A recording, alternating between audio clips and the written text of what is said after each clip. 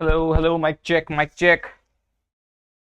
Hello everyone, this is Ayush and you are watching NEET JEE शाला, जिसमें हम लोग मॉक टेस्ट नंबर 2 इसको सॉल्व कर रहे होंगे, इसको समझ रहे होंगे। ये 50 क्वेश्चन हम लोग अपने माइंड में घुसेड़ रहे होंगे, ठीक है। अपने माइंड में घुसेड़ के बहुत अच्छे से प्रैक्टिस भी कर रहे होंगे, ठीक है। तो ऐसे 20 मॉक टेस्ट में दूंगा, 20 मॉक टेस्ट में दूंगा।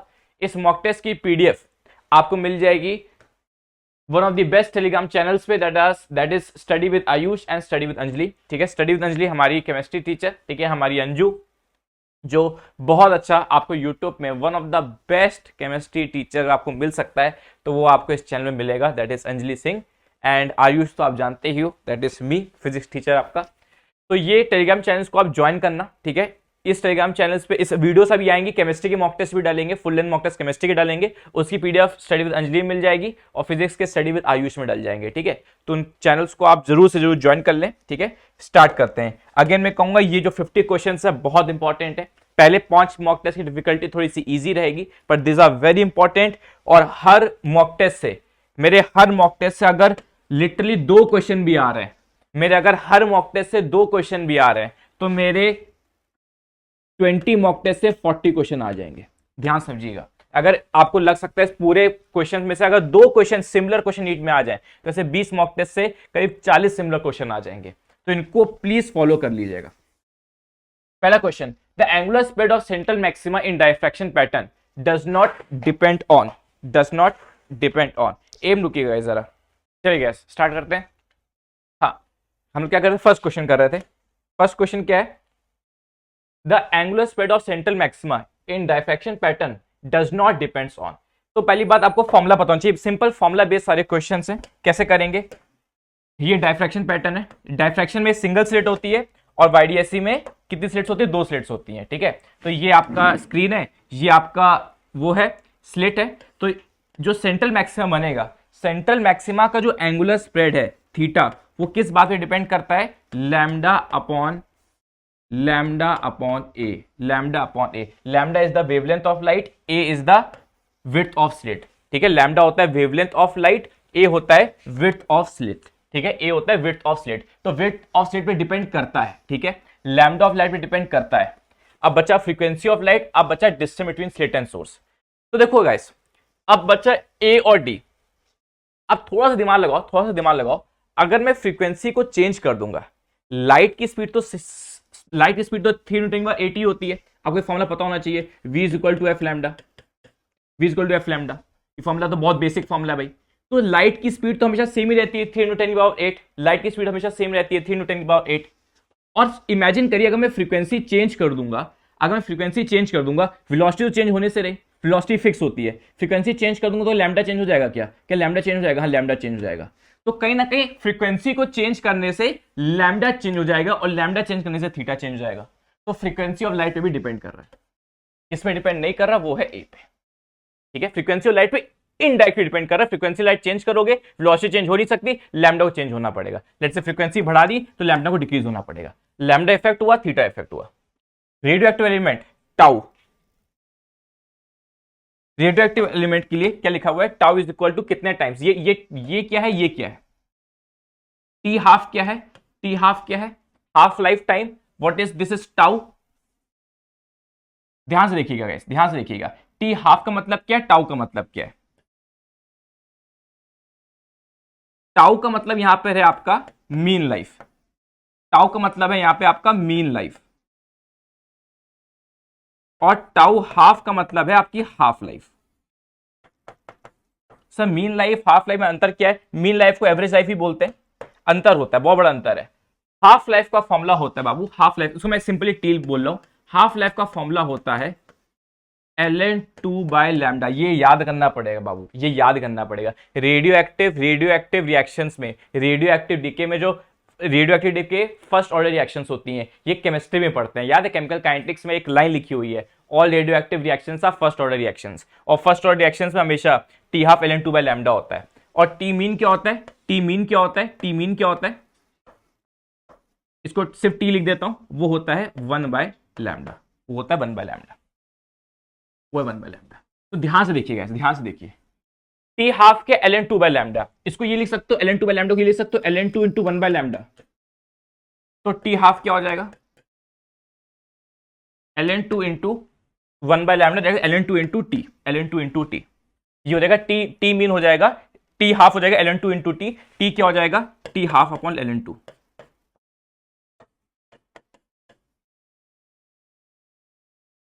ये हो जाएगा। ये रिलेशन आ गया, ठीक है। तो टी क्या हो गया, ये आपका फाइनल आंसर आ गया, टी आ गया आपका टी हाफ अपॉन ln 2। तो सॉल्व कर लीजिए, सॉल्व कर लीजिए, ये अच्छा क्वेश्चन है मेरी जान। ln 2 क्या होता है, 0.69,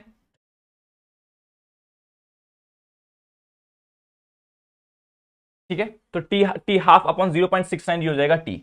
अब ये सॉल्व करिए, जरा सॉल्व करिए। 0.69 को अप्रोक्सीमेटली क्या लिख सकते हो, 1 अपॉन 0.69 को क्या लिख सकते हो, 1/0.7, दैट इज 10/7। 10/7 कितना हो जाएगा, 1 पॉइंट डिवाइड करके देख लो, 7 1 जा 7 बचा 3, 7 4 28, ठीक है, 1.4 करके कुछ हो गया, डी इसका आंसर आ गया, डी इसका आंसर आ गया। क्लियर है, क्लियर है, ठीक है। ये बहुत अच्छा क्वेश्चन है। एक क्वेश्चन मैं आपको दे रहा हूं, एक क्वेश्चन मैं आपको दे रहा हूं, टी हाफ और टी मीन में बड़ा कौन सा होता है, कमेंट करके बताना, टी हाफ और टी मीन में बड़ा कौन सा होता है। A substance is placed in a non-uniform magnetic field. It experiences weak force towards a strong field.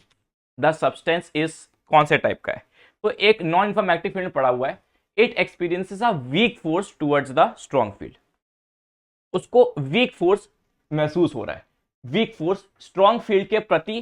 देखो, उसको फोर्स जहां स्ट्रॉन्ग मैग्नेटिक फील्ड है, जहां स्ट्रॉन्ग मैग्नेटिक फील्ड है वहां पे वो जा तो रहा है, उसको फोर्स महसूस हो रहा है किसके तरफ, टुवर्ड्स द स्ट्रॉन्ग फील्ड, मतलब कहीं ना कहीं अट्रैक्टिव नेचर बता रहा है वो स्ट्रॉन्ग फील्ड के टुवर्ड्स उसको फोर्स फील हो रहा है और वो वीक है। फेरोमैग्नेटिक जो भी करते हैं स्ट्रॉन्ग करते हैं, फेरोमैग्नेटिक जो भी करते हैं स्ट्रॉन्ग करते हैं, क्लियर है। फेरोमैग्नेटिक जो भी करते हैं स्ट्रॉन्ग करते हैं। अब बचा डायमैग्नेटिक, पैरामैग्नेटिक। अब इसका आंसर हो गया पैरामैग्नेटिक, इसका आंसर हो गया पैरामैग्नेटिक, ठीक है। पैरामैग्नेटिक क्या होते हैं, वो फेरोमैग्नेटिक जैसे होते हैं, आसान भाषा में बोल लो, बट वीक नेचर के होते हैं, बट वीक नेचर के होते हैं। क्लियर है गाइस, क्लियर है।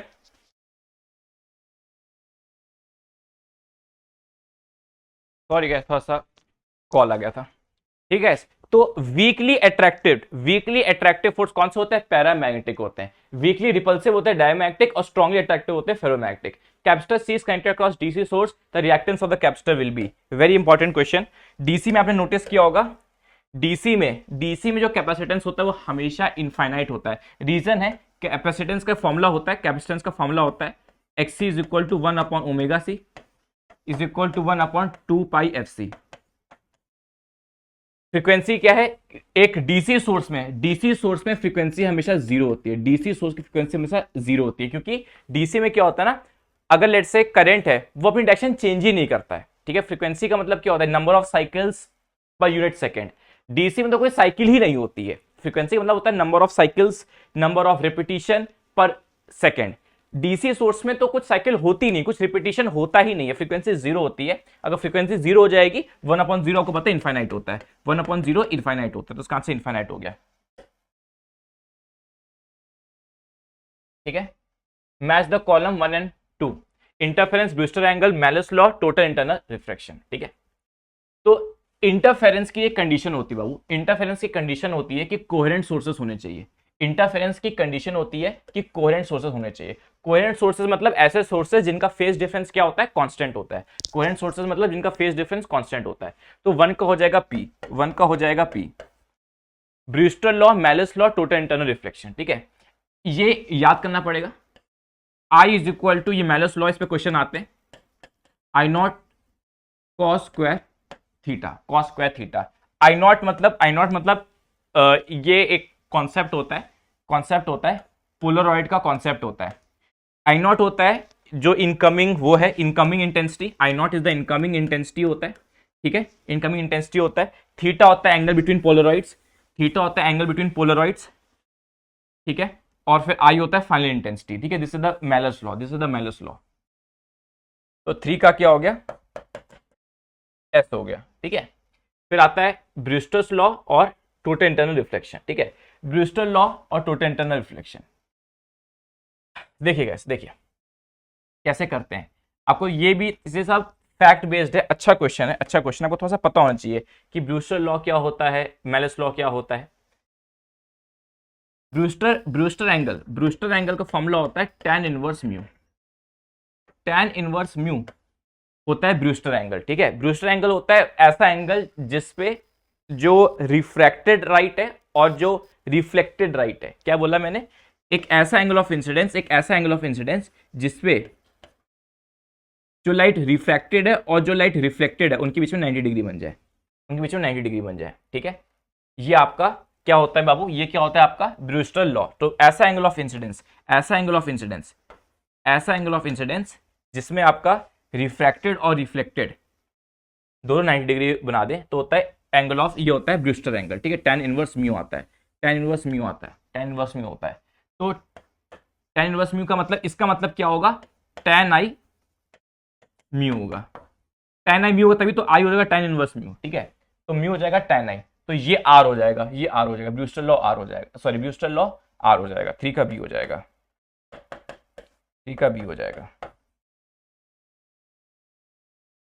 2 का बी हो जाएगा, सॉरी 2 का बी हो जाएगा, 2 का बी हो जाएगा। अब बचा हुआ इसी से हो जाएगा, ठीक है। 1 का पी है, 1 का पी है, 2 का बी है, 2 का बी नहीं होना चाहिए था, 2 का गलती गलती, 2 का मैंने आर, 2 का आर, 2 का आर, ठीक है, 2 का आर, बी हो गया इसका answer,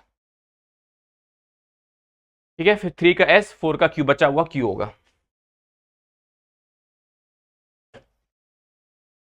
The frequencies of various radiations are given इतना, which of the following is true। गक्सु विम्र लगाएंगे, गक्सु विम्र मेरे दोस्त का नाम है गाइस, गक्सु विम्र मेरे दोस्त का नाम है, गक्सु विम्र मेरे दोस्त का नाम है। गक्सु विम्र बताता है मेरे को, गक्सु विम्र बताता है मेरे को अबाउट द ऑर्डर, ठीक है। तो गक्सु विम्र क्या कहता है? Gamma, X rays, ultraviolet, visible, infrared, microwave, radio wave, ठीक है। गक्सु विम्र है, ईएम वेव का चैप्टर मैंने बताया, ठीक है। तो अगर मैं यहां ऐसे लिख दूं, गक्सु विम्र ऐसे लिख दूं, ऐसे गक्सु विम्र लिख दूं, तो जैसे हम नीचे जाते हैं down the group frequency decrease होती है, down the group frequency decrease होती है। तो सबसे ज्यादा फ्रीक्वेंसी रहेगी अल्ट्रावायलेट की, सबसे ज्यादा फ्रीक्वेंसी, सबसे ऊपर अल्ट्रावायलेट आ रहा है, फिर विजिबल आ रहा है, उसके बाद रेडियो आ रहा है, उसके सबसे नीचे रेडियो आ रहा है। तो सबसे पहले अल्ट्रावायलेट आ रहा है, सबसे पहले अल्ट्रावायलेट, फिर विजिबल, फिर रेडियो वेव, ठीक है। ये भी हो गया क्लियर, ये भी हो गया। सबसे ज्यादा अल्ट्रावायलेट, फिर विजिबल, फिर आपका रेडियो वेव्स, ठीक है। In CE transistor amplifier the collector junction has dash base and emitter junction has dash base. देखिए गाइस, इसका मैं आपको आंसर बता तो दूंगा, बट अभी सीन क्या है, अभी सीन क्या है इसका कि ट्रांजिस्टर अब एनसीईआरटी में रहा नहीं। पहले एनसीईआरटी में ट्रांजिस्टर हुआ करता था, अब लास्ट ईयर ट्रांजिस्टर हटा दिया गया, इसलिए ट्रांजिस्टर से 2021 में कोई क्वेश्चन भी नहीं आया था, एनसीईआरटी में ट्रांजिस्टर था ही नहीं। इस साल भी एनसीईआरटी बुक में ट्रांजिस्टर अब हटा दिया गया, तो अब चांसेस जो हैं कि ट्रांजिस्टर आएगा उसके अब कम हो गए। हालांकि हम ये नहीं कह सकते कि 0 चांसेस हैं, भाई क्या पता दिमाग फिर जाए, आउट ऑफ सिलेबस दे दे, ये कह दे कि नहीं। कभी आप ये कह सकते हो कि एनसीईआर नीट के सिलेबस में गिवन है, नीट का सिलेबस खोलोगे तो उसमें गिवन होगा कि transistor is in the course, but वो सिलेबस क्या होता है, कभी अपडेट नहीं होता, पिछले साल का कॉपी पेस्ट करते रहते हैं।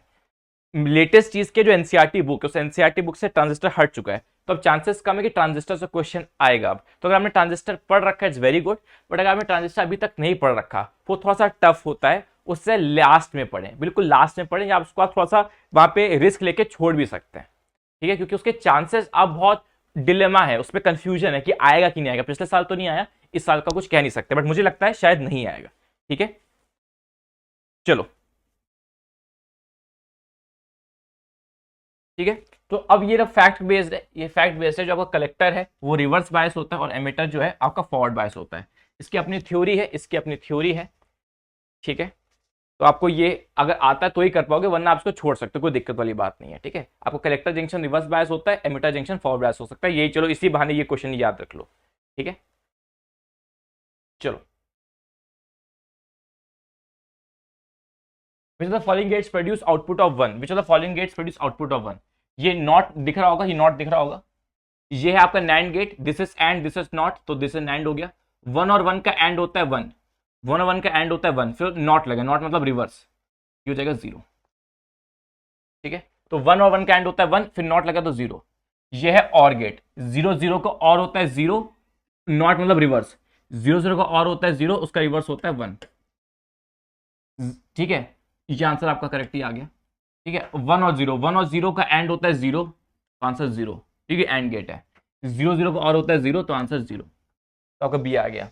The electric force acting between 2 point charges kept at a certain distance in vacuum is 16 Newton. तो दो पॉइंट चार्जेस हैं, 2 पॉइंट चार्जेस हैं। ठीक है,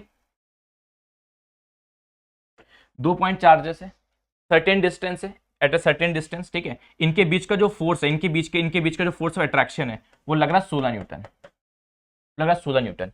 if the same two charges are kept in the same distance, सब कुछ same है। ये जो दो ऑब्जेक्ट्स हैं, सेम दो ऑब्जेक्ट्स, सेम डिस्टेंस, बट इसको एक मीडियम रख दिया गया, इसको हमने एक मीडियम रख दिया, इसको हमने एक मीडियम रख दिया। ठीक है, इसको हमने एक मीडियम रख दिया, जिसका डायरेक्टिक कांस्टेंट है, जिसका डायरेक्टिक कांस्टेंट है 8। तो इलेक्ट्रिक फोर्स क्या होगा, इलेक्ट्रिक फोर्स क्या होगा? हमेशा याद रखिएगा, इस एयर में सबसे ज्यादा इलेक्ट्रिक फोर्स लगता है।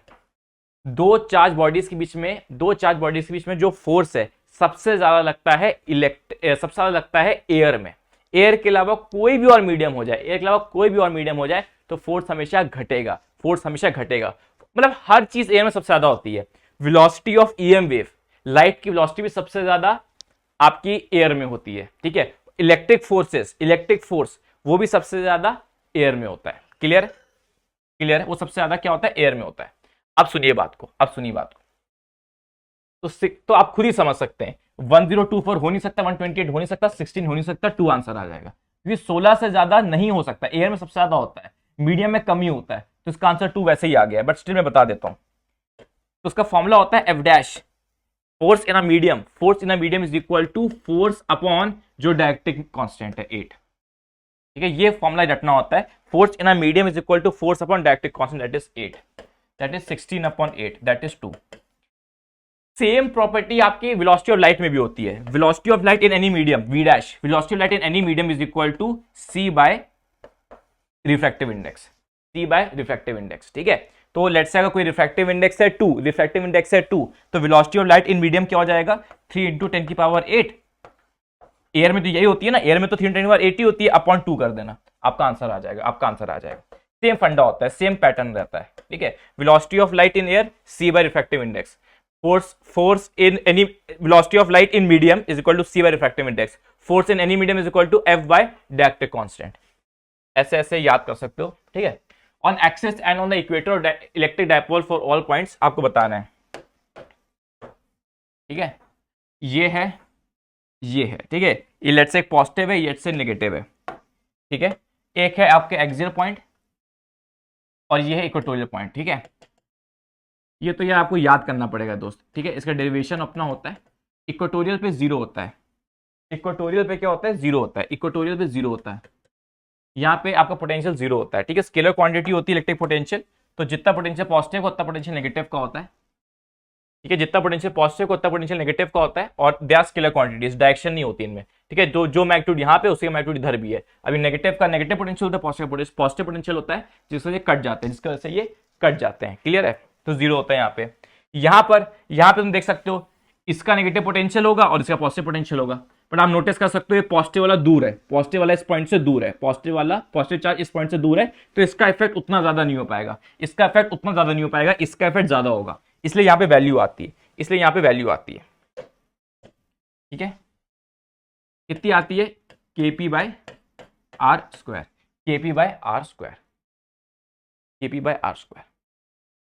ठीक है, केपी बाय आर स्क्वायर। तो on axis v is not equal to 0, but on equator v is equal to 0। ठीक है, अब मेरा सवाल आपसे है, आपके एनसीईआरटी में लिखा है, किसी जनरल पॉइंट बताओ, ढूंढ के बताइए जनरल पॉइंट पे v का फॉर्मूला क्या होता है, किसी जनरल पॉइंट पे v का फॉर्मूला बताइए। ठीक है, देयर समथिंग कॉल्ड, उस फॉर्मूले में cos थीटा आता है, which is very important for you. ठीक है, ये मैं आपको होमवर्क देता जा रहा हूं ताकि आप ये चेक करें। ठीक है, ये में रुकिएगा जरा, इसमें थोड़ा सा एक वो था, थोड़ा सा डायग्राम में थोड़ा सा प्रॉब्लम थी। हाँ, देखिए, अब देखिए ये क्वेश्चन आया हुआ है, the magnetic field due to a straight long conducting straight long conductor, uniform cross section of radius a and carrying a steady current is represented by। तो ये आपका ग्राफ गिवन है, ठीक है, ग्राफ गिवन है मैग्नेटिक फील्ड का। एक आपके पास एक कंडक्टर है, ये कंडक्टर है, उस कंडक्टर में मैग्नेटिक फील्ड का ग्राफ पूछा है। ये नीट का ये जो मैंने बनाया था आपको, ये नीट का जो मैंने टेस्ट पेपर बनाया था, मैंने पिछले साल बनाया था। अगर आपको ये याद होगा, this is the question which came in NEET 2021। ये अभी नहीं डाला मैंने, पिछले साल ही डाल दिया था, सेम क्वेश्चन आया था।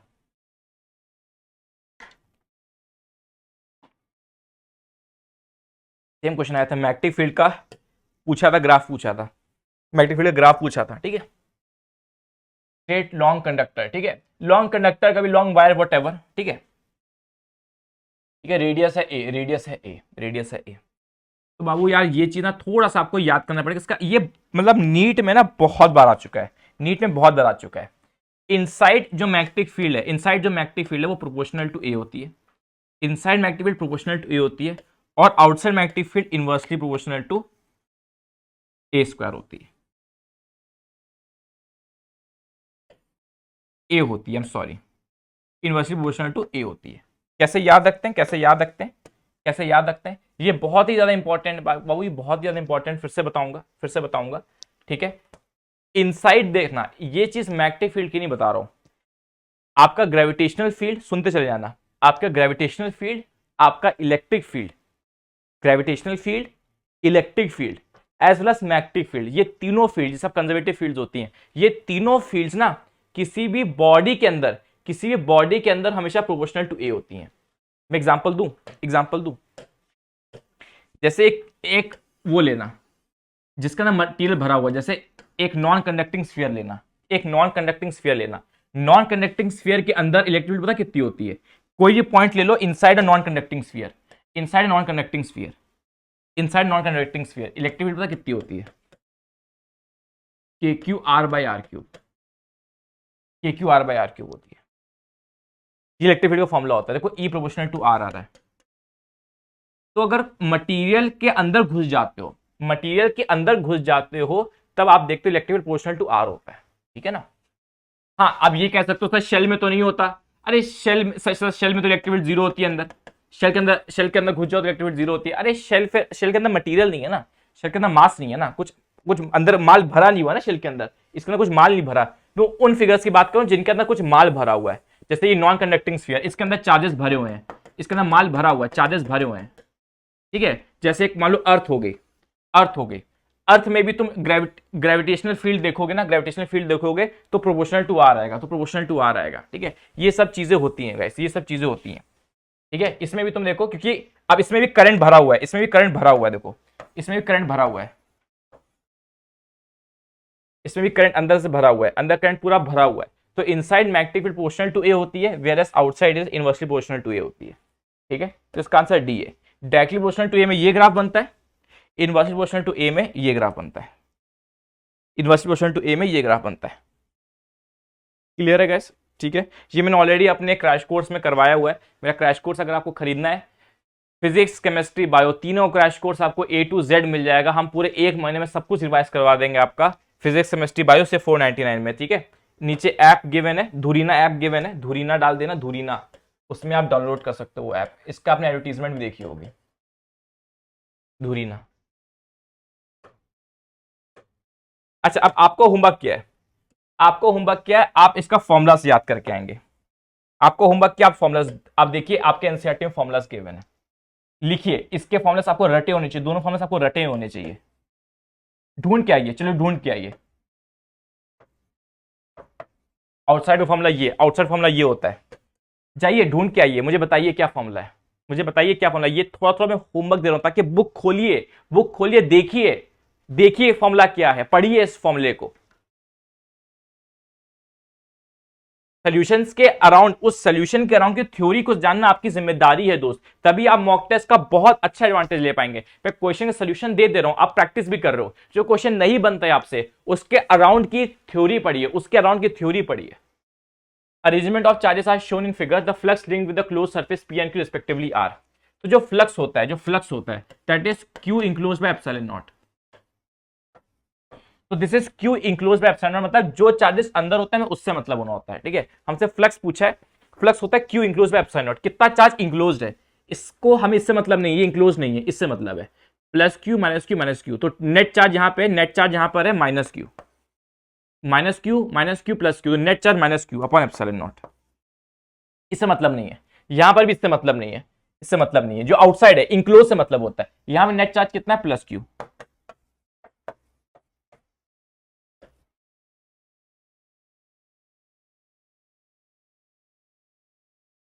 A particle of mass m and charge q is incident on xz plane with a velocity v in direction making angle theta with uniform magnetic field applied on x-axis. The nature of motion performed on the particle is. देखिए कैसे करना है, ध्यान से देखिएगा।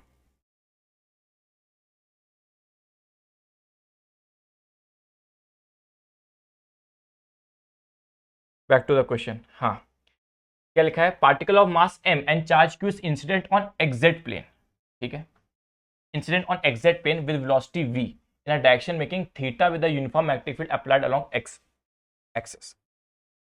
Okay okay, इसको समझने के लिए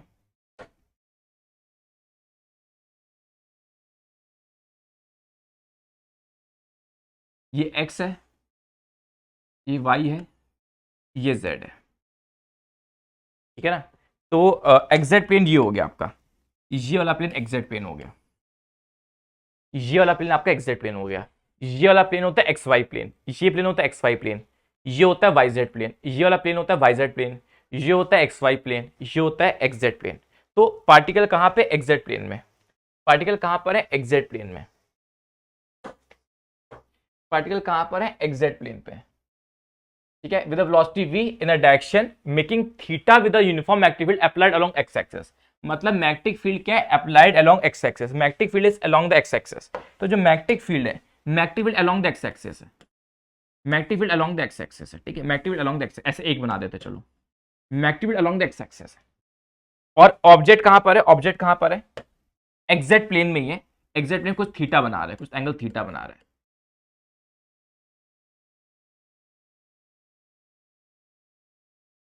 ठीक है।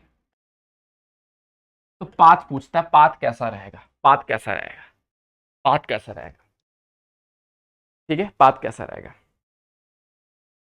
देखो भाई, मैं थोड़ा सा सिंपल आपको बता देता हूं।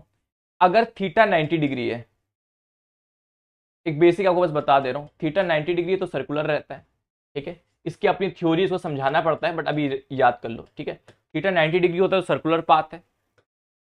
थीटा 0 डिग्री है या 180 डिग्री है, अगर थीटा 0 डिग्री या 180 डिग्री है तो स्ट्रेट लाइन रहेगा, स्ट्रेट लाइन रहेगा। स्ट्रेट लाइन इसलिए रहता है, फोर्स ही नहीं लगता, ठीक है ना, फोर्स ही नहीं लगता, फोर्स ही नहीं लगता।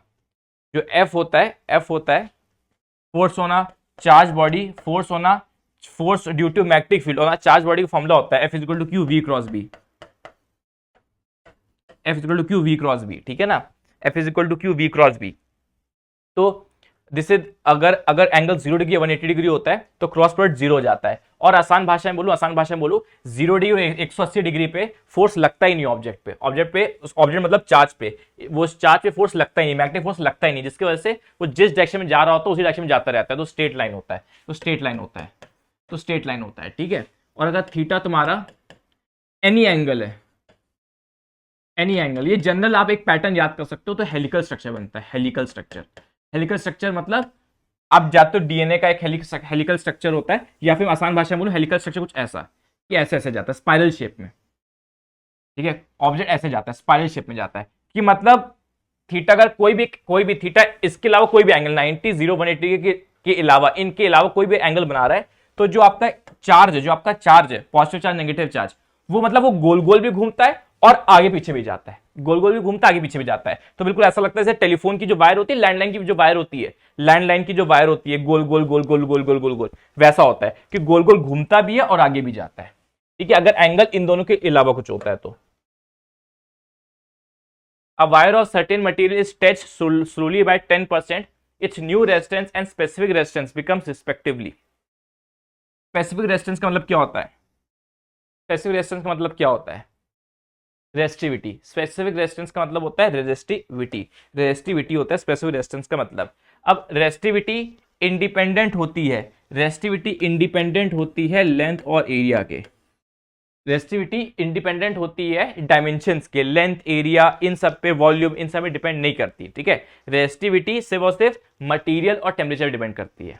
ठीक है, अगर कॉपर की रेजिस्टिविटी हमेशा सेम रहेगी, कॉपर की रेजिस्टिविटी हमेशा सेम रहेगी, चाहे तुम 1 ग्राम कॉपर लो, 2 ग्राम कॉपर लो, 1 मीटर कॉपर लो, 2 सेंटीमीटर कॉपर लो। जैसे डेंसिटी होता है डेंसिटी, वैसे ही रेजिस्टिविटी, जिसमें ये इटी इटी लग जाता है, इटी इटी इटी इटी, ये इटी इटी वाले जो वर्ड्स होते हैं ना, उसमें हमेशा याद रखना वो इंडिपेंडेंट रहते हैं। डेंसिटी, रेजिस्टिविटी, कंडक्टिविटी, जो इटी इटी इटी लग जाता है ना जिनमें, इनमें हमेशा ऐसा होता है कि ये डायमेंशन से इंडिपेंडेंट रहते हैं।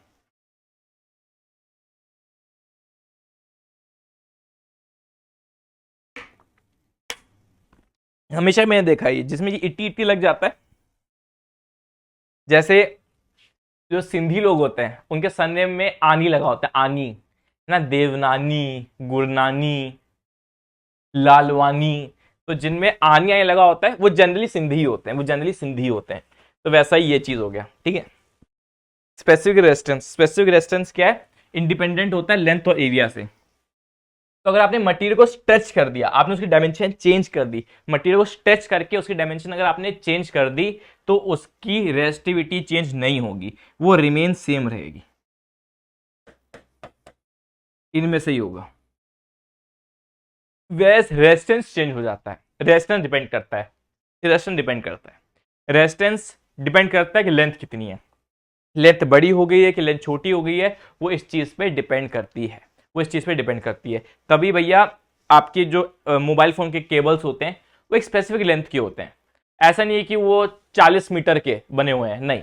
40 मीटर की अगर लेंथ हो जाएगी, तुम्हारी वायर 40 मीटर की हो जाएगी ना, तो तुम्हारा फोन अच्छे से चार्ज नहीं हो पाएगा, क्योंकि 40 मीटर की वायर बहुत ज्यादा रेजिस्टेंस दे देगी। क्लियर है ना, क्लियर है ना? तो रेजिस्टेंस डिपेंड करता है, रेजिस्टेंस सेम नहीं रहता। तो इसका आंसर तो यही हो गया, इसका आंसर तो डी हो ही गया। पर इसको मैं इसकी वैल्यूज भी सॉल्व करके बताता हूं, इसकी वैल्यू भी बता देता हूं।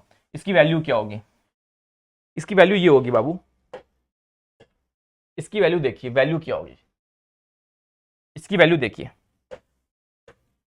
वैल्यू क्या है इसकी?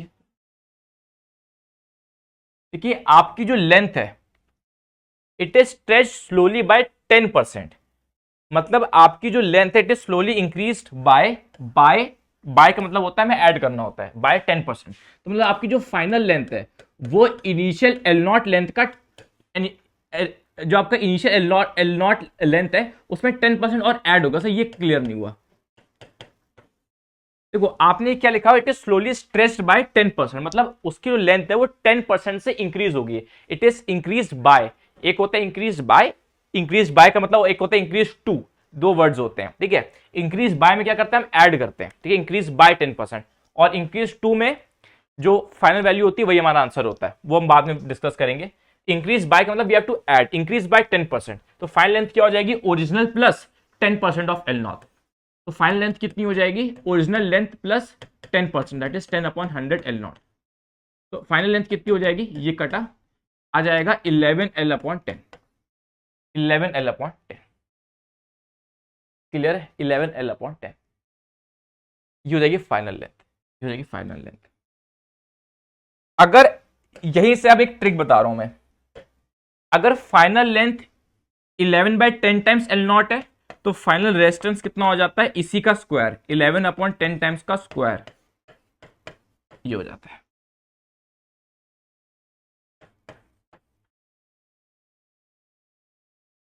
ठीक है, तो फाइनल लेंथ अगर 11/10 टाइम्स एल नॉट है, let's say final length 2 times L not है, तो फाइनल रेजिस्टेंस हो जाएगा 4 टाइम्स। ठीक है ना, जब ये स्ट्रेचिंग करी जाती है तो यही हमेशा फंडा रहता है। तो फाइनल आपका रेजिस्टेंस कितना हो जाएगा? 11/10 का whole square by R naught. तो फाइनल रेजिस्टेंस आपका आ जाएगा 121/100 into R naught. Sorry guys, थोड़ा सा इश्यू हो गया था, देयर वाज सम इशू। ठीक है, तो वापस से इस क्वेश्चन पे आते हैं, we were discussing something about this. ठीक है, तो हमारा आर एफ कितना कुछ आया था? हमारा आर एफ कितना आया था? 121 आर नॉट बाय 100 आया था। दैट इज आर एफ जो आया था वो आया था 1.21 आर नॉट आया था। तो आपका फाइनल रेजिस्टेंस कितना आ गया था, फाइनल रेजिस्टेंस कितना आ गया था, 1.21 टाइम्स आर नॉट आ गया था। क्लियर है, क्लियर है, ठीक है, okay. If the error in measuring the radius of the sphere is 2% and that in measuring its mass is 3%, then the error in measuring the density of the material of the sphere is, या वो बहुत खराब लग रहा होगा, मैंने आपके लिए रीड कर दिया है, ठीक है, मैंने आपके लिए रीड कर दिया है। Error in measuring the radius of the sphere is 2% and that in measuring its mass is 3%, then the error in measuring the density of the material is, ठीक है। तो density is equal to mass upon volume, units and dimension question है। तो percentage error इन density, इसको कैसे लिख सकते हो, मास को लिख सकते हो 4/3 पाई आर क्यूब, स्फीयर है ना, स्फीयर है ना, स्फीयर है ना, स्फीयर है। तो परसेंटेज एरर इन डेंसिटी कितना हो जाएगा, परसेंटेज एरर इन डेंसिटी कितना हो जाएगा इस, परसेंटेज एरर इन मास, ठीक है। 4, 3 और पाई में तो कॉन्स्टेंट्स हैं, 4, 3 और पाई तो कॉन्स्टेंट में एरर आ नहीं सकता, प्लस आर क्यूब है तो power becomes the coefficient 3 times percentage error in r, 3 times percentage error in r. Mass में कोई एरर गिवन नहीं है, ये गिवन है, हाँ मास में एरर गिवन है, मास में एरर कितना है 3%, प्लस रेडियस में एरर कितना है 2%, 3 टाइम्स 2%, तो आपका आंसर कितना आ जाएगा 3% प्लस 6%, 9% आ जाएगा, 9% आ जाएगा। क्लियर है, क्लियर है, 9% आ जाएगा। Position time graph of motion with zero acceleration is,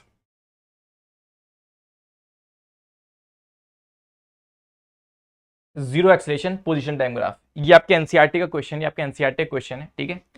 अगर एक्सटी ग्राफ में हैप्पी फेस होता है, अगर एक्सटी ग्राफ में हैप्पी फेस है, हैप्पी फेस मतलब देखो ये हैप्पी फेस हुआ, तो अगर आपके एक्सटी ग्राफ में हैप्पी फेस है तो पॉजिटिव एक्सेलेरेशन, एक्सटी ग्राफ में अगर अनहैप्पी फेस है तो नेगेटिव एक्सेलेरेशन, और एक्सटी ग्राफ में ना ही हैप्पी ना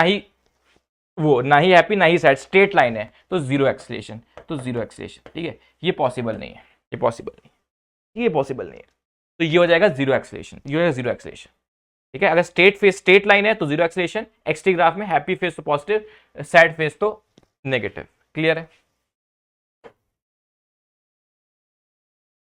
if mod a plus B equal to mod a minus B then angle between a and b will be, ये बहुत फंडामेंटल फैक्ट की तरह आप याद कर लीजिए, ठीक है। वेक्टर्स मैंने पढ़ा रखा ऑलरेडी बहुत बार, पर इसमें फैक्ट तो याद रख लीजिए। अगर mod a plus B mod a minus B बराबर है तो ए बी 90 डिग्री पे होंगे, ए बी 90 डिग्री पे होंगे, ठीक है। और अगर mod a is equal to mod b है तो a प्लस बी और a माइनस बी 90 डिग्री पे होंगे। बहुत क्वेश्चन पूछता है यार, बहुत बार पूछता है।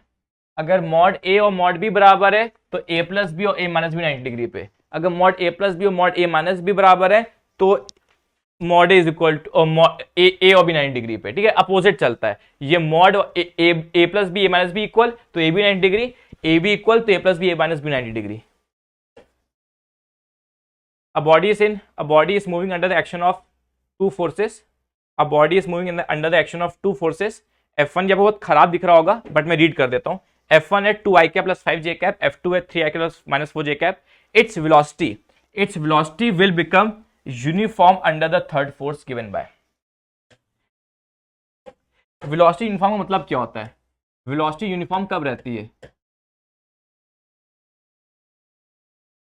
वेलोसिटी यूनिफॉर्म तब रहती है, यूनिफॉर्म का मतलब होता है कि वेलोसिटी ने यूनिफॉर्म पहन ली है, वो स्कूल जा रहा है, जाओ नहीं, ये मतलब नहीं है। वेलोसिटी यूनिफॉर्म का मतलब होता है वेलोसिटी कांस्टेंट, मतलब कांस्टेंट। और हमेशा याद रखिएगा जब भी वेलोसिटी कांस्टेंट होती है एक्सेलरेशन जीरो होता है, क्योंकि एक्सेलरेशन का काम समझिएगा, एक्सेलरेशन का सिर्फ एक ही काम है, वेलोसिटी को चेंज करना। या तो वेलोसिटी का मैग्नीट्यूड को इंक्रीज करता है, या तो वेलोसिटी का मैग्नीट्यूड डिक्रीज करता है, या तो उसकी डायरेक्शन चेंज कर देता है। सुनते चले जाना, एक्सेलरेशन के टोटल 3 काम हो गए, मतलब प्राइमरी एक ही काम है कि वेलोसिटी को इफेक्ट करता है, और वेलोसिटी को इफेक्ट 3 तरीके से करता है, या तो वो मैग्नीट्यूड बढ़ाता है, या तो मैग्नीट्यूड घटाता है, या तो डायरेक्शन चेंज कर देता है, या फिर दोनों मिक्सचर भी हो सकता है कि मैग्नीट्यूड भी बढ़ा रहा है, डायरेक्शन भी चेंज कर रहा है, वो सब भी हो सकता है, बट प्राइमरी 3 तरीके से इफेक्ट करता है, वेलोसिटी बढ़ाना, वेलोसिटी घटाना और डायरेक्शन चेंज करना। लेकिन अगर गिवन है कि वेलोसिटी कांस्टेंट है कांस्टेंट, वेक्टर क्वांटिटी जब भी कांस्टेंट कहलाती है, when a vector quantity is said to be constant when its direction as well as magnitude remain same. कोई भी वेक्टर क्वांटिटी, वेलोसिटी एक वेक्टर क्वांटिटी है, उसको अगर हम बोल रहे हैं कांस्टेंट है, कांस्टेंट मतलब ये नहीं उसका मैग्नीट्यूड कांस्टेंट है, वेलोसिटी इज कांस्टेंट का मतलब ये नहीं कि वो मैग्नीट्यूड कांस्टेंट है, वेलोसिटी कांस्टेंट का मतलब उसका मैग्नीट्यूड और डायरेक्शन कांस्टेंट है। तो अगर वेलोसिटी कांस्टेंट है मतलब मैग्नीट्यूड भी सेम है, डायरेक्शन भी सेम है, तो एक्सेलरेशन पक्की बात है आएगा नहीं, क्योंकि जरूरत ही नहीं है। अगर एक्सेलरेशन होता, अगर एक्सेलरेशन लग रहा होता तो वेलोसिटी में कुछ ना कुछ चेंज आता, बट वेलोसिटी क्या है? यूनिफॉर्म, यूनिफॉर्म मतलब कांस्टेंट, और कांस्टेंट वेलोसिटी मतलब जीरो एक्सेलरेशन। जीरो एक्सेलरेशन का मतलब एफ नेट जीरो। ये पता नहीं कितने लोगों को पता है, मास इंटू एक्सेलरेशन फोर्स तो होता ही है, वो सही कह रहे हो, पर मास इंटू एक्सेलरेशन हमेशा नेट फोर्स होता है, मास इंटू एक्सेलरेशन हमेशा नेट फोर्स होता है, ठीक है। तो net force should be zero, net force should be zero. तो F1 plus F2 plus F3, ठीक है, रिजल्टेंट जो है sum of all vectors must be zero, sum of all vectors must be zero, ठीक है। F1 क्या? 2i cap minus 5j cap, अरे यार 3i cap minus 4j cap,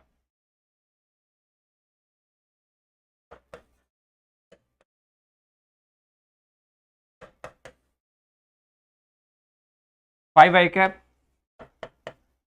minus 9j cap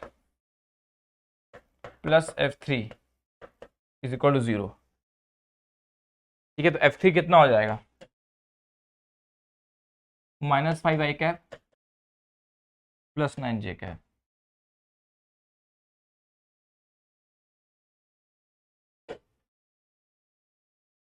When two spheres of equal masses undergo Glansic elastic collision, Glansic elastic collision मतलब two dimensional oblique collision, oblique collision, ठीक है। Oblique collision, oblique मतलब जब लोग ऐसे, ऐसा कोलिजन, स्ट्रेट लाइन नहीं है।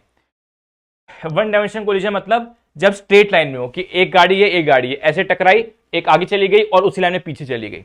ग्लांसिंग हो गया जैसे वो जो होता है ना गिट्टियां वाला, जो होता है ना कि एक मार्बल दूसरे मार्बल से टकराती है। आपने वो गेम देखा होगा बिलियर्ड्स वाला, जो आजकल जो अमीर अमीर लोग होते हैं वो बिलियर्ड्स खेलते हुए फोटो डालते हैं डीपी में, है ना, मैंने भी डाली थी, ठीक है। तो वो क्या होता है, अगर आप इसे आप कंचे समझ सकते हो, कंचे, एक कंचा जो दूसरे कंचे से लड़ता है तो ऐसा होता है, एक कंचे दूसरे कंचे से लड़ता है तो ऐसा होता है, एक कंचे लड़ा, एक इधर चला जाता है, एक इधर चला जाता है, ऐसे ऐसे चले जाते हैं, ठीक। ऑब्लिक कोलिजन में क्या होता है, एक दूसरे एंगल चला जाता है, दूसरे एंगल पे चला जाता है, टकरा के एक ऐसे, टकरा के एक ऐसे चला जाता है, ऐसे चले जाते हैं, ठीक है। स्ट्रेट लाइन में एक ही लाइन पे जा रहे होते दोनों, एक ही लाइन पे आगे या एक पीछे या दोनों आगे, ये रहता है। तो ये चीज आपको रटनी पड़ेगी, अभी रटिए इस चीज को। जब भी इलास्टिक कोलिजन होता है 2D में, जब भी इलास्टिक कोलिजन होता है 2D में 90 डिग्री 90 डिग्री 90 डिग्री फॉर्म होता है इनके बीच का एंगल। ये एनसीईआरटी की लाइन है, मेरी लाइन नहीं है, ये एनसीईआरटी की लाइन है, मेरी लाइन नहीं है ये, ठीक है। एनसीईआरटी की लाइन है, मेरी लाइन नहीं है ये।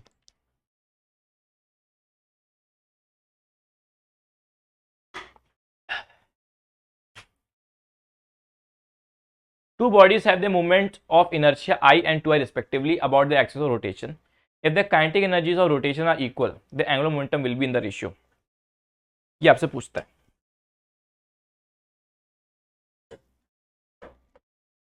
ये आपसे पूछता है।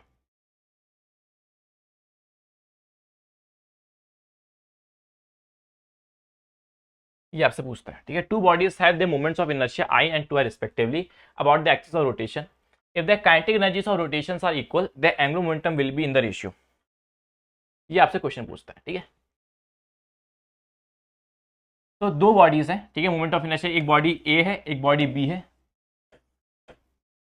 इसका मोमेंट ऑफ इनर्शिया I है, इसका मोमेंट ऑफ इनर्शिया I है, ठीक है, सॉरी 2i है, ठीक है, about the axis of rotation, ठीक है, ठीक है। If the kinetic energies of rotation are equal, दोनों की काइनेटिक एनर्जी रोटेशन इक्वल है, then angular momentum will be. अब रोटेशनल काइनेटिक एनर्जी का फॉर्मूला पता है तो अच्छी बात है, it's good if you know, half I omega square. But आपको ये याद है, हाफ एम स्क्वायर याद है, हाफ एम बी स्क्वायर, उसी से याद कर सकते हो, हाफ एम स्क्वायर से याद कर सकते हो। रोटेशन में मास बन जाता है मोमेंट ऑफ इनर्शिया, ठीक है। रोटेशन में क्या होता है, मास बन जाता है रोटेशन ऑफ इनर्शिया और वी बन जाता है ओमेगा।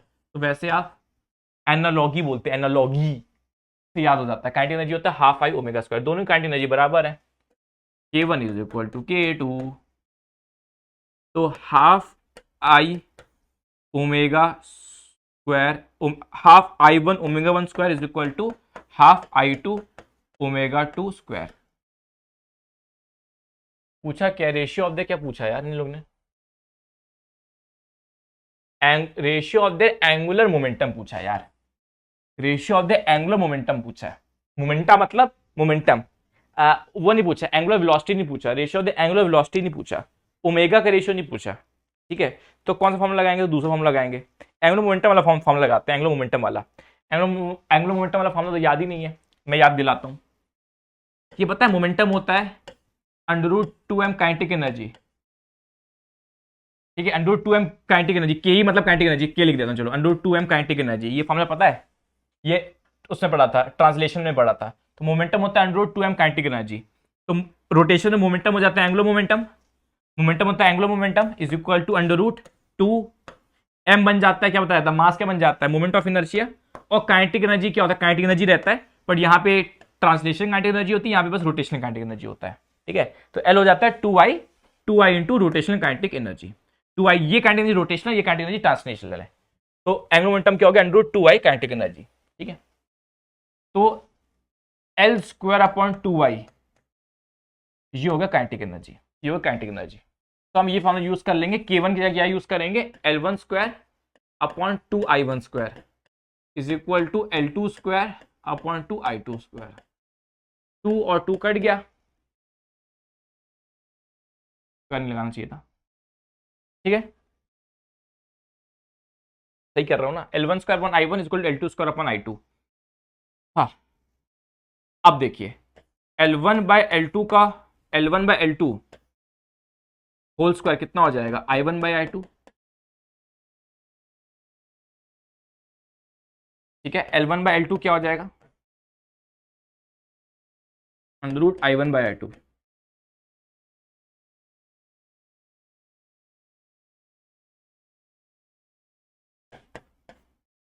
I1 कितना था, I1 कितना था, I1 था लेट से I, उसका था 2i। L1 बाय L2 कितना हो जाए, I था आपका I2 था कि 2i,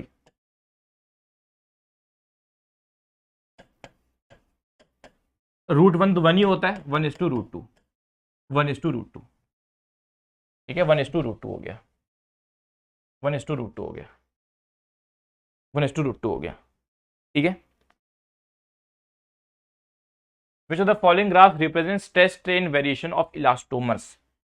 ठीक है, stress strain variation of elastomers. ठीक है, stress strain variation of elastomers. ठीक है, स्ट्रेस स्ट्रेन आपके एनसीईआरटी का ग्राफ है, एनसीईआरटी ग्राफ है। ठीक है, सी इज द ग्राफ, एम्स में ऑलरेडी आ चुका है, एम्स में ऑलरेडी आ चुका है, एम्स के प्रीवियस ईयर में ऑलरेडी आ चुका है, नीट में अभी नहीं आया है, कभी भी आ सकता है। स्ट्रेस स्ट्रेन ग्राफ, इसमें थोड़ा सा ध्यान दीजिएगा, स्ट्रेस आपका एनसीईआरटी ग्राफ ये बना हुआ है। ठीक है, स्ट्रेस ऊपर होता है, स्ट्रेन नीचे होता है, तो ऐसा ग्राफ बनता है। ठीक है, ठीक है, ये ग्राफ कब बनेगा, जब स्ट्रेन ऊपर हो जाता है, जब स्ट्रेन ऊपर होता है, बट जनरली हमेशा जनरली आपका स्ट्रेस ही रहता है, स्ट्रेस ही रहता है आपके वाई एक्सेस में, स्ट्रेन इधर रहता है। जो आपका एनसीईआरटी ग्राफ है वो ये है। ठीक है, 3 vessels ABC of different shapes contain water up to same height as shown in figure. PA, PB, PC are the pressures exerted by water at the bottom of the vessel ABC respectively. Then बहुत ही basics का question है, बहुत 9th class का question लग रहा है मेरे को। तो इन सबकी हाइट्स इक्वल है, इन सबकी हाइट्स इक्वल है, every object has same height, in every vessel height is same.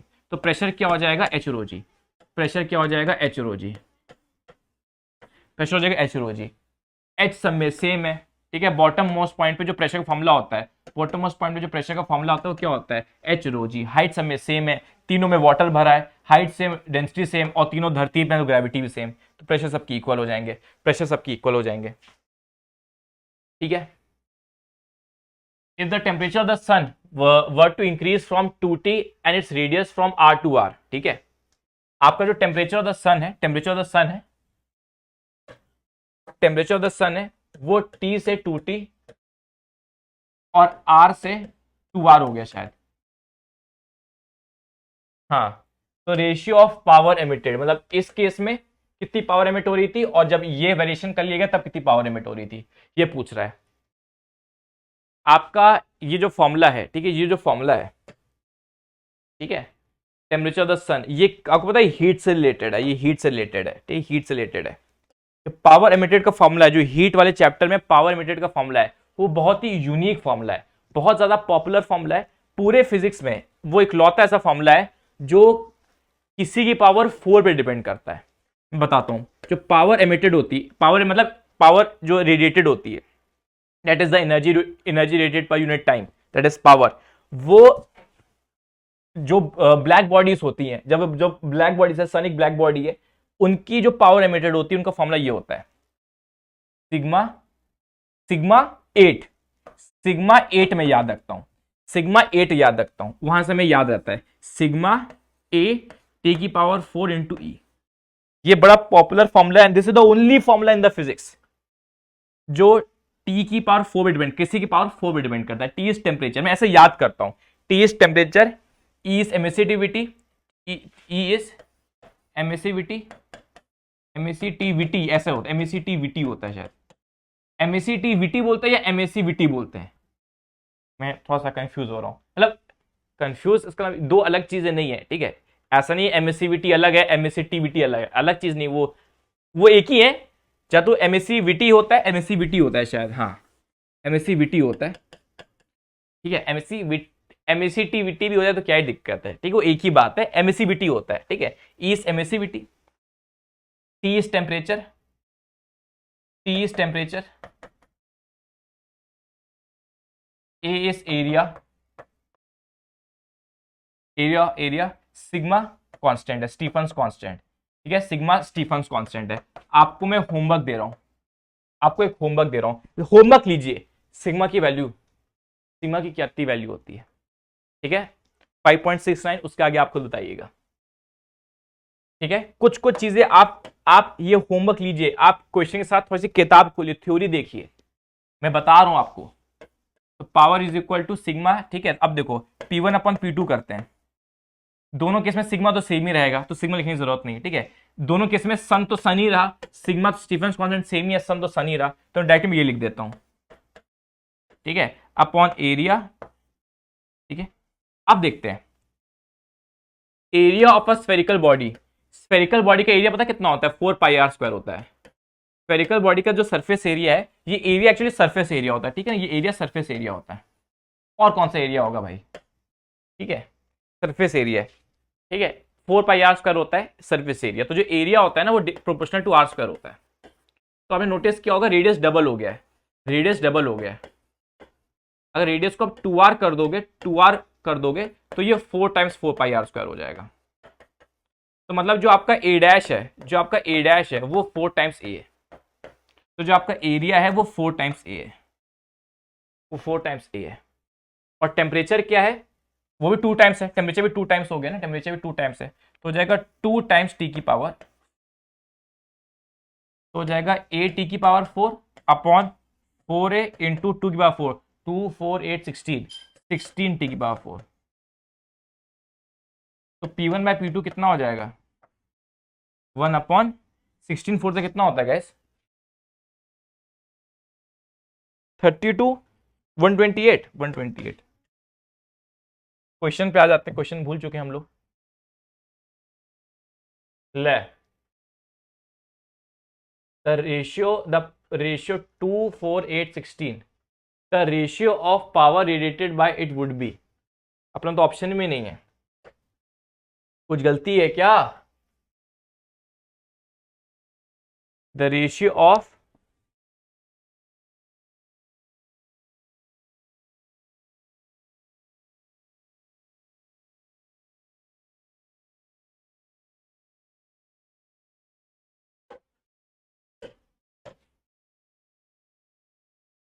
ठीक है, देखिएगा जरा आप लोग, देखिएगा इसको होमवर्क की तरह लीजिएगा, मुझे बताइएगा क्या गलती है इसमें,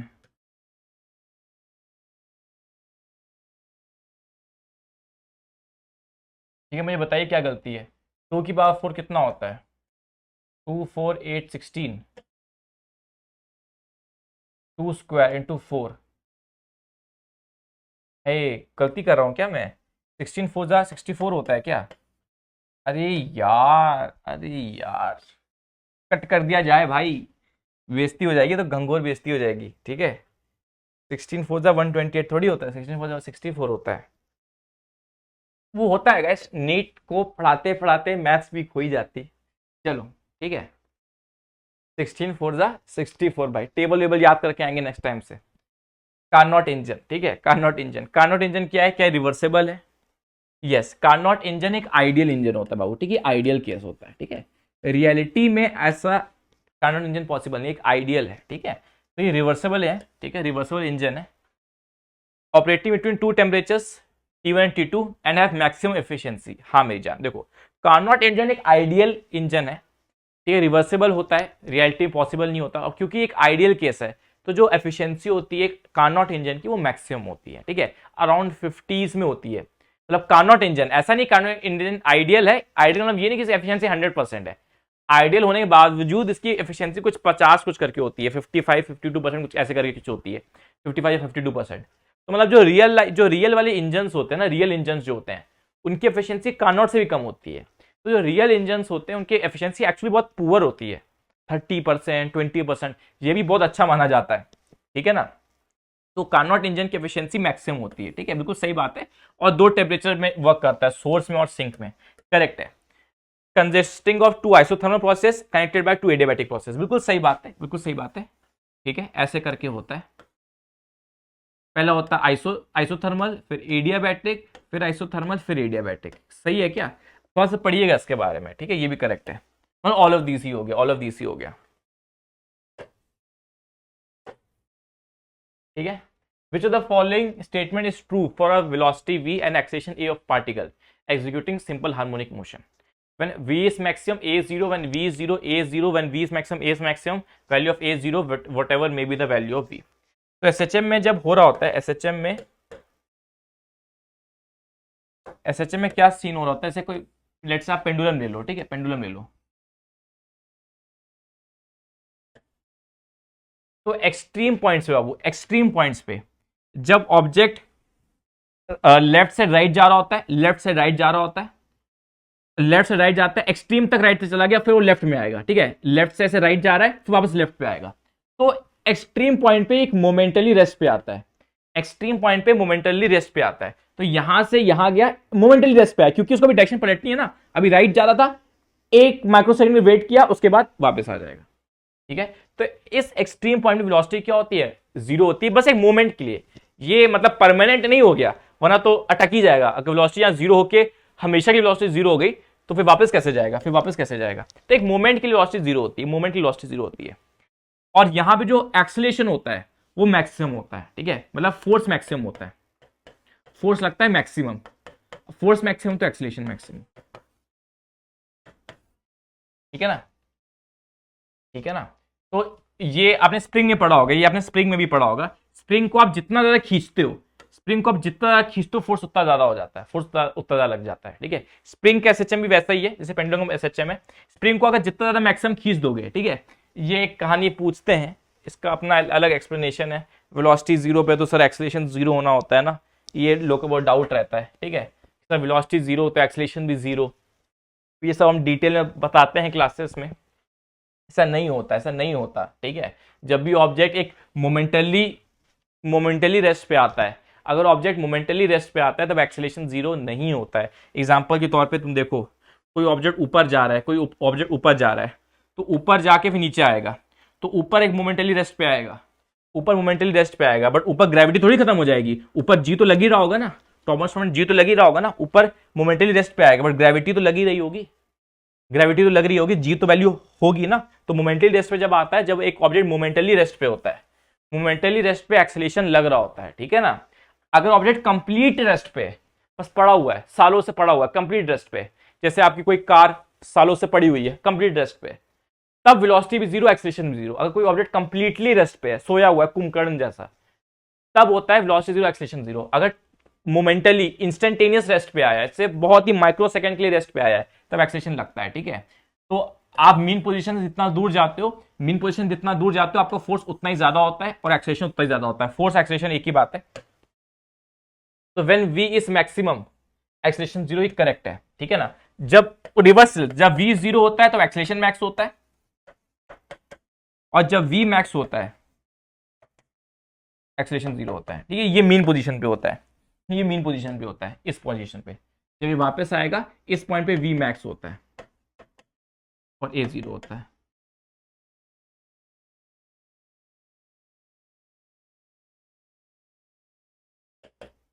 v0 a0 गलत हो गया, ये गलत हो गया, ये गलत हो गया। ठीक है, तो ये हो गए 25 क्वेश्चंस।